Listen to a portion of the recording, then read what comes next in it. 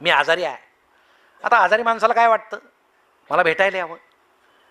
मग काही आजारी माणसं पहिल्यापासून सांगतात मी कसा घाम आला, मी कसा पडलो. मग ते ऐकता ऐकता पुढच्याला घाम येतो. 2 स्टेन टाकल्या, आता पुढच्याच्या छातीत 4 आहेत, तो कशाला सांग. पण आपल्याला दुःख देखणं करायची सवय आहे. आम्ही दुःख विकतो बाजारात. आम्हाला आमच्या दुःखाचं काय स्वाभिमान आहे की मला या भेटायला मी दुःखी आहे. अरे सगळेच दुःखी आहेत, ते दाखवत नाहीत. तुम्ही आनंद वाटा, आनंद मिळेल. आनंद वाटा. तुम्ही देवाला फुलं वाहा, तुमच्या हाताचा सुद्धा वास येईल, सुगंध येईल. पण आम्ही ते फुलं वाहत नाही. आपण जेवढा आनंद वाटू तेवढा आनंद आम्हाला मिळेल. आनंद साध्या साध्या गोष्टीत असतो, त्याला पैसे द्यावे लागत नाही. तुम्ही सकाळी फिरायला जाता की नाही? जातो. सकाळी फिरताना सुद्धा आनंद असतो. आता फिरण्याचे अनेक कारणं आहेत. आता आमचं पोट समजा वाढलेलं आहे, तर ती चिंता आपली आहे ना, समाजाची नाही ना. मग चेहरा असा असतो की तो चेहरा पाहून बाकीचे म्हणतात हा आला की काहीतरी घोटाळा होतो, याचा चेहराच पाहायला नको, आपण दुसरीकडून गेलेलं बरं आहे. म्हणून पहाटे फिरताना सुद्धा शेवटी ते थंड हवा आहे, सकाळचं वातावरण आहे, आपण आनंदीच राहायला पाहिजे. आम्ही राहत हा कुणीतरी कुत्रा घेऊन फिरतोय शेजारी, मग आपल्याला कुत्राच नाही याचं दुःख बाळगायचं का? तो फिरतोय ना घेऊन, त्याच्याकडे पहा. कधी कधी तो कुत्र्याला फिरवतोय की कुत्रा त्याला फिरवतोय तेच समजत नाही.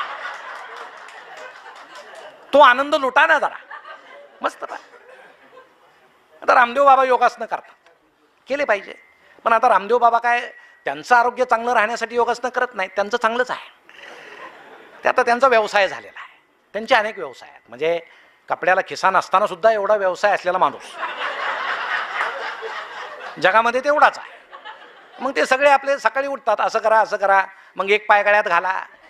आता आपली क्षमता असेल तर आपण करावं. त्यांनी गळ्यात घातलं की आपण घालायचं, तो निघत नाही. मग आमच्या हिला म्हणायचं एवढा काढ, ते म्हणते काढ नाही दुसरा घाला, दिवसभर असेच बसा.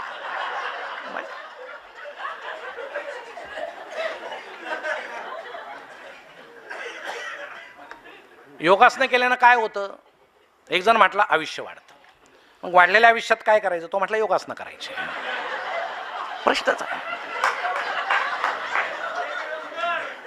अवघडच आहे. मी फार कडक पथ्य पाळतो का? मला खूप जगायचं. खूप जगून काय करायचं? पथ्य पाळायचे. जगणं म्हणजे काय? जगणं म्हणजे तेवढंच नाही. मग आमची दृष्टी, मी तुम्हाला गंमत सांगतो.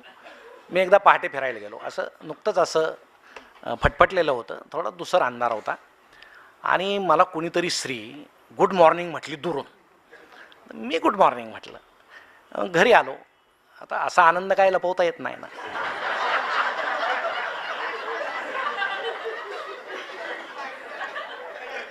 तर हिनं विचारलं, आता बायको लगेच ओळखते बरं का चेहऱ्यातलं, काहीतरी झालेलं दिसतंय, आनंदी दिसतंय. म्हटलं नाही तसं काय नाही. नाही सांगा म्हणे. नाही काय नाही म्हटलं, फिरायला गेलो होतो आणि कोणीतरी स्त्री मला गुड मॉर्निंग म्हटली. ती म्हटली मीच होते.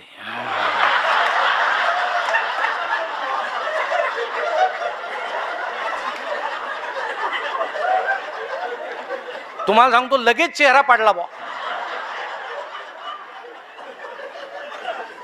मग तिनं विचारलं, परस्त्री गुड मॉर्निंग म्हटल्यावर आनंद होतो, बायको म्हटल्यावर दुःख होतं असं का? विचार करण्यासारखी गोष्ट आहे ना. सुख आपल्या जवळ आहे, आम्ही नाही ते मानत. ते मानण्याची क्षमता, ती दृष्टी आमच्यात आली पाहिजे. आम्ही ती सकारात्मक दृष्टी पाहिजे आमच्यामध्ये. आम्ही कायम नकारात्मक. काही लोक तुम्हाला सांगतो अशा आहेत ना, प्रत्येक गोष्ट त्यांना असं वाटतं की नकारात्मक आहे. म्हणजे हे साहेब खूप उशिरानं घरी आले म्हणून त्यांची पत्नी त्यांना असं म्हटली की किती उशीर केला तो, मगापासून बंड्या म्हणतोय माकड पाहायचं माकड पाहायचं.